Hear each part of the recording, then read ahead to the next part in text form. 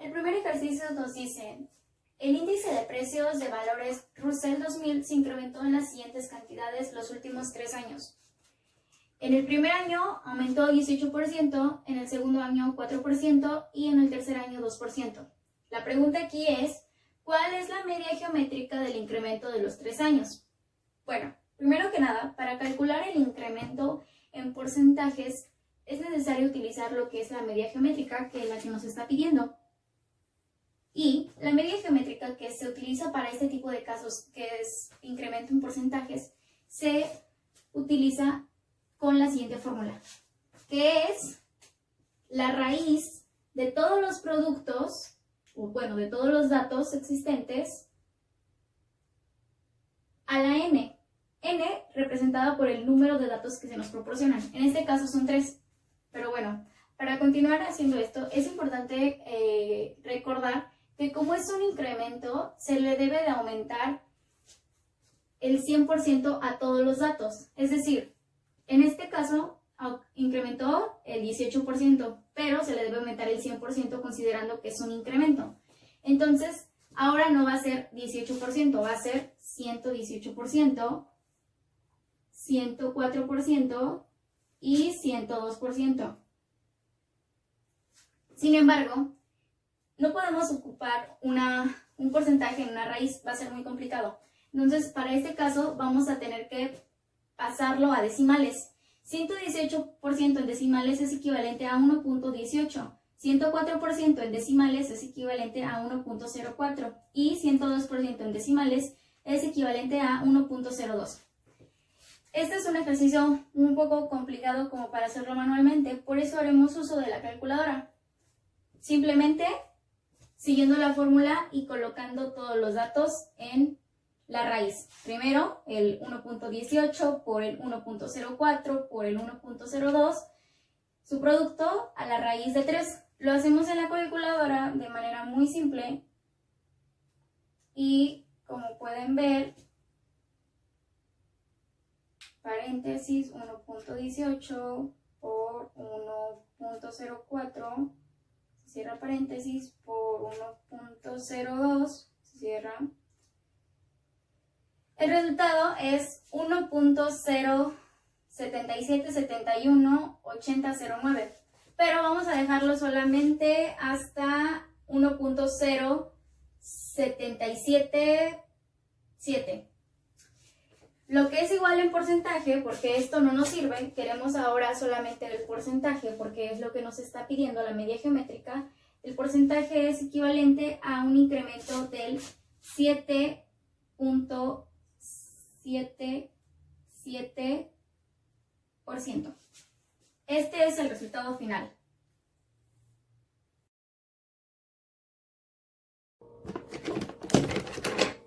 Bueno, vamos a continuar. En este caso es el ejercicio 2. En el ejercicio 2 nos presenta el siguiente caso. La siguiente información se refiere a los precios de venta en miles de dólares de las casas que se vendieron en Warren durante el 2010.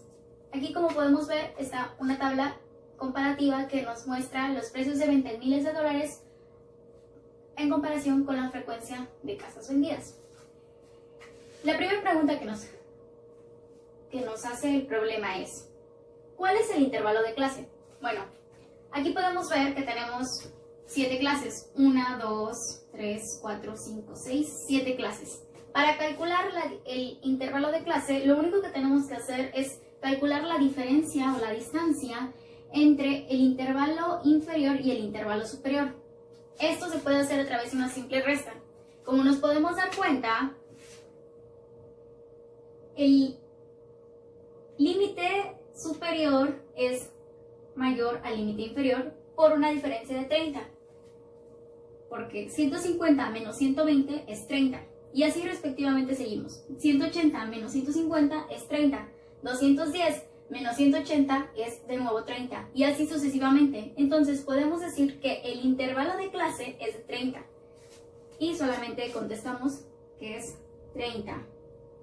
Sin embargo, debemos de considerar que nos está hablando que son miles de dólares, entonces hay que completarlo solamente colocando $30,000.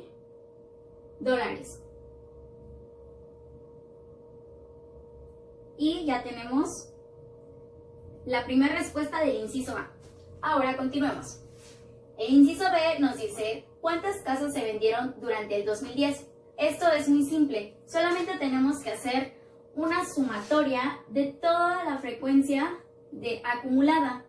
Entonces solamente sumamos 4 más 18 más 30 más 20 más 17 más 10 más 6, que es en general las casas que se vendieron en 2010. Y esto lo podemos hacer solamente con una simple suma, que igual lo podemos hacer con la calculadora para que sea más fácil. 4 más 18 más 30 más 20 más 17 más 10 más 6 nos da un total de 105 casas vendidas. Colocamos aquí 105 porque es la respuesta correcta. Y así tenemos las respuestas del inciso A y B. Bueno, continuando con los siguientes incisos, el inciso C y el D nos pide contestar lo siguiente. ¿Cuántas casas se vendieron en menos de 210,000? Aquí tenemos esta clase, que es la clase de 180 a 210,000. Tomaremos en cuenta esta, porque quiere saber cuántas se vendieron en menos de $200,000. Entonces, lo único que vamos a hacer en este caso es sumar de la clase de 120 a 150 a la clase de 180 a 210. Aquí tenemos esta y esta.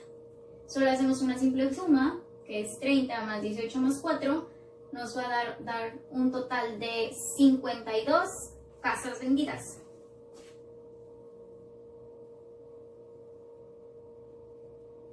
Y bien, ahora nos pide la frecuencia relativa de la clase de 210 a 240, es decir, esta. Para sacar la frecuencia relativa de una clase, solamente tenemos que hacer una división entre la frecuencia de la clase con la frecuencia acumulada. Como bien recordamos en el inciso anterior, en uno de los incisos anteriores nos pedían la frecuencia acumulada, que nos daba un total de 105. Entonces, para sacar la frecuencia relativa de esta clase, lo único que tenemos que hacer es dividir la frecuencia de clase con la frecuencia acumulada, 20 entre 105. Y esto nos va a dar el resultado. Lo hacemos en la calculadora, 20 entre 105, nos da un total de 0.19. Esta es la respuesta al inciso. Ya para finalizar el ejercicio, nos pide contestar los últimos incisos E y F. El inciso E nos pregunta, ¿cuál es el punto medio de la clase 150 a 180? O sea, esta. Para calcular el punto medio, solamente volvemos a hacer lo que ya hemos hecho anteriormente, que es calcular la diferencia entre el límite inferior y el límite superior. O sea, 180 menos 150 nos va a dar 30. 150 menos 180 igual a 30. Y este 30, la diferencia la dividimos entre 2. Es decir, 15. Este resultado se lo sumamos al límite inferior. Entonces, 150 más 15 nos va a dar un total de 165. Aquí es donde encontramos el punto medio de la clase 150 a 180. La respuesta sería en 165. Bien. Ahora, como última pregunta, nos dice, ¿entre cuáles dos cantidades está el rango de los precios de venta? Esto es muy simple, solamente calculamos la cantidad menor y la cantidad mayor, que sería 120 y 330, y esa va a ser nuestra respuesta. Entre 120 y 330, que es el rango de precios de venta. Y ya, eso sería todo por parte del ejercicio 2. Vamos con el ejercicio 3 que nos dice: una muestra de 8 estudiantes universitarios reveló que poseían el siguiente número de discos compactos que aquí nos muestra. Ahora, el inciso A nos pide determinar el número medio de discos compactos que se tiene en cuanto a la muestra. Sabemos que el número medio hace referencia a lo que es la media. Para calcular la media es calcular el promedio, básicamente. Entonces, para calcular el promedio, o media en este caso, que es lo que nos pide, vamos a calcular la sumatoria de todos los datos entre el número de datos. Es decir, vamos a sumar 52 más 76 más 64 más 79 más 80 más 74 más 66 más 69, que nos da un total de 560 que vamos a dividir entre 8, que es el número de datos. 560 entre 8 nos da un igual a 70. 70 es nuestra media. B nos pide el número mediano de discos compactos de la muestra. El número mediano es equivalente a la mediana, que se calcula ordenando los datos de menor a mayor y ubicando los que se encuentran exactamente a la mitad de todos los datos. En este caso ya los tengo acomodados y nos da 52, 64, 66, 69, 74, 76, 79 y 80. Ahora, como podemos ver, los que se encuentran exactamente a la mitad son estos dos, 69 y 64. Así que voy a hacer la suma de estos dos números para posteriormente dividirlo entre 2 y el resultado de eso va a ser el número mediano. Entonces solamente sumamos 69 más 74, nos da 143, 143 entre 2 nos va a dar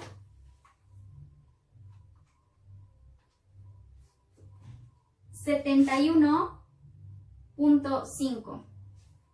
Es decir, que nuestra mediana es equivalente a 71.5. Y bien, posteriormente nos pide el ejercicio determinar el cuadragésimo percentil. Sin embargo, esto es más sencillo hacerlo a través de Excel. Vamos a calcular el cuadragésimo percentil que nos pide. Entonces, como tal, en nuestra hoja de datos, hoja de cálculo de Excel, ponemos los 8 datos que nos da el problema, cada dato en cada celda. Seleccionamos nuestra celda, escribimos el signo igual, posteriormente la palabra percentil.exe, abrimos paréntesis y seleccionamos los 8 datos. Después colocamos una coma y el percentil que nos pide en este caso es el cuadragésimo, o sea el 0.40. 0.40, cerramos paréntesis y damos enter. Y aquí tenemos el cuadragésimo percentil.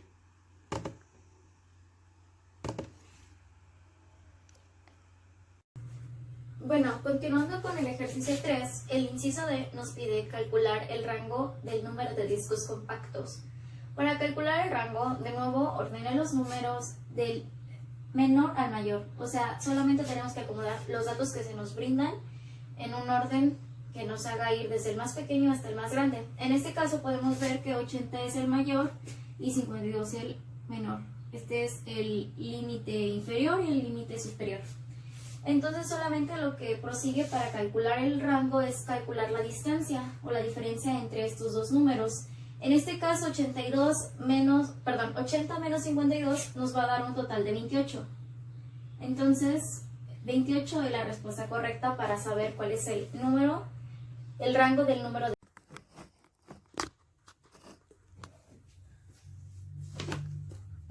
Bueno, vamos a continuar con el inciso E, que es el último de este ejercicio, del ejercicio 3, y vamos a calcular en este caso la desviación estándar del número de discos compactos. Para calcular la desviación estándar es importante recordar la varianza. La varianza no es nada más que el cuadrado de la desviación estándar. O dicho de otra manera, la desviación estándar es solamente la raíz cuadrada de la varianza. Para calcular cualquiera de las dos, es importante primero tener en cuenta el resultado que nos va a dar la media. Como ven, aquí está, lo resolvimos en los incisos anteriores y nos dio un total de 70, porque la suma de todos los datos es 560, si mal no recuerdo, y lo dividimos entre el total del número de datos, que son 8, y nos va a dar 70. Bien, bueno, para calcular la desviación estándar, primero tenemos que hacer la sumatoria de la diferencia elevada al cuadrado de la media de cada dato menos la media. Voy a explicarlo un poco más lento con el dato número 69. Este dato. Bueno, este es mi dato, ¿no? Entonces, lo que tengo que hacer es a 69, que es el dato, le voy a restar como tal la media, que es 70, y posteriormente lo voy a elevar al cuadrado, como está aquí. Una vez hecho esto, prosigo con todos los datos que nos da la muestra, es decir, con los 8 datos de la muestra. Lo sumo y posteriormente, como dice la fórmula, lo dividimos entre el número de datos menos 1. En este caso, nuestro número de datos es 8 y le restaremos 1. Nos quedaría un total de 7. Entonces, una vez realizada cada procedimiento, cada diferencia elevada al cuadrado, lo sumamos y lo dividimos entre 7. En este caso, como pueden ver, yo ya lo tengo resuelto para avanzar más. Entonces, cada diferencia me dio una sumatoria de 610 y esta sumatoria la voy a dividir entre 7. Este resultado me va a dar un total de 87.14285714. Este número sin la raíz cuadrada es únicamente la varianza. Sin embargo, el ejercicio me está pidiendo la desviación estándar. Para calcular la desviación estándar, lo único que tengo que hacer es con la calculadora colocar la raíz cuadrada de 87.14285714. Lo podemos hacer de una manera muy rápida y nos saldría 87.14285714. Su raíz nos va a dar un igual a S de desviación estándar igual a 9.33.50.33.85.9. Obviamente nosotros podemos dejarla hasta 33.5 o 33 sin ningún problema. Pero así es como se resuelve el inciso E del ejercicio 3. Ejercicio 4. Este ejercicio nos dice: un inversionista compró 200 acciones de Blair Company a $36 cada una en julio del 2010. Posteriormente compró 300 acciones a $40 cada una en septiembre del mismo año. Y finalmente compró 500 acciones a $50 cada una en enero del año siguiente. Ahora nos dice, ¿cuál es la media ponderada de este inversionista del precio por acción? Bueno, la media ponderada, que es lo que nos está pidiendo el ejercicio, es nada más y nada menos que otra variación de la media aritmética. Sin embargo, esta tiene la diferencia de que se va a multiplicar por W. En este caso, W es los dólares a los cuales compró las acciones. Bien, vamos a continuar con el ejercicio resolviéndolo. Como nos dimos cuenta, primero este inversionista compró 200 acciones a $36 en julio. Posteriormente, que son estas que tenemos aquí, vamos a multiplicar las 200 acciones que compró por los $36 que pagó por cada una para saber cuánto pagó en sí.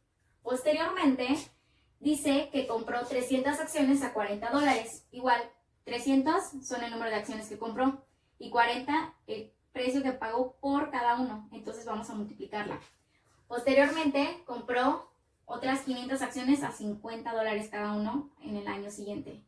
Igual, sabemos que compró 500, pero no sabemos cuánto pagó por estas 50, no sabemos en sí cuánto pagó en total por estas 500 acciones, porque solamente sabemos cuánto le costó cada una. Sin embargo, no sabemos el precio total por el que pagó estas acciones. Ahora se va a dividir entre el número de observaciones. En este caso, el número de observaciones es 1000, porque si sumamos las primeras 200 acciones que pagó, más las otras 300 que pagó, más las últimas 500, nos va a dar 1000. Entonces vamos a resolver esto y vamos a multiplicar 36 por 200, que nos da 7200. 7200 más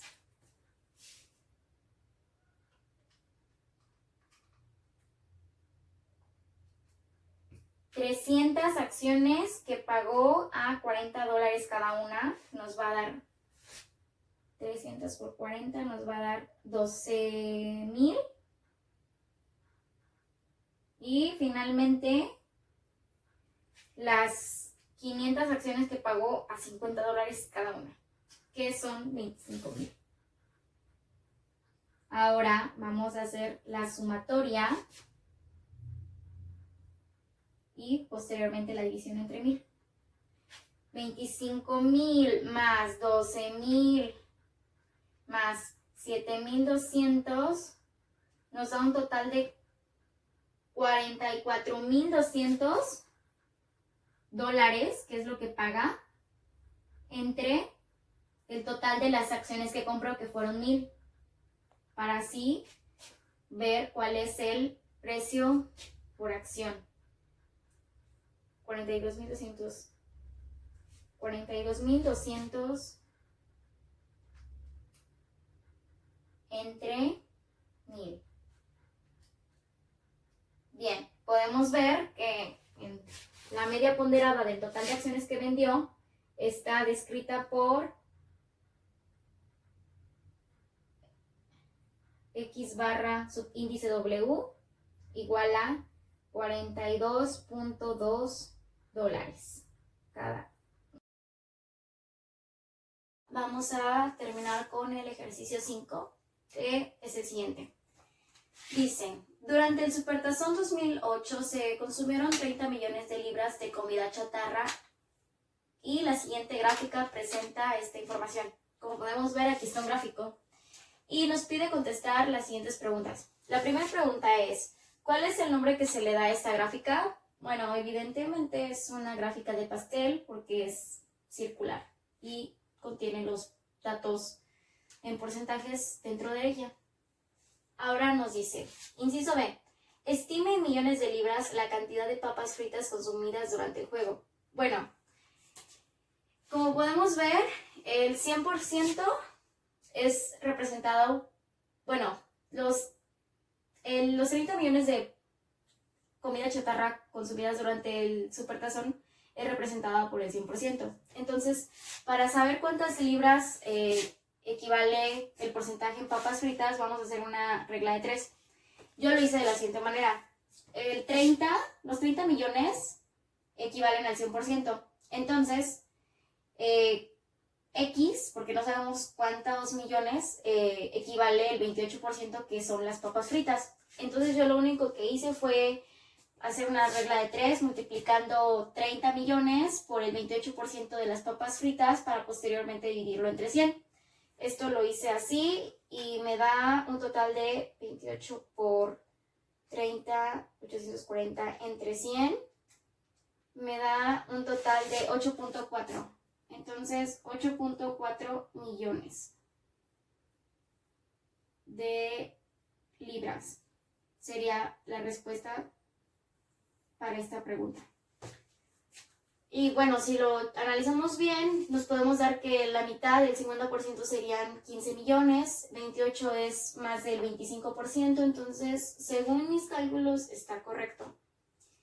Bueno, ahora continuando con el inciso C, nos dice, estime la relación entre papas fritas y palomitas. Aquí nos pone entre paréntesis si es el doble, la mitad, el triple o ninguna de las anteriores. Como podemos ver, las papas fritas son el 28% del total y las palomitas el 13%. Entonces podemos ver que 28 es el doble que 13 o que se repite 2 veces. Entonces aquí en este caso la relación sería que es el doble.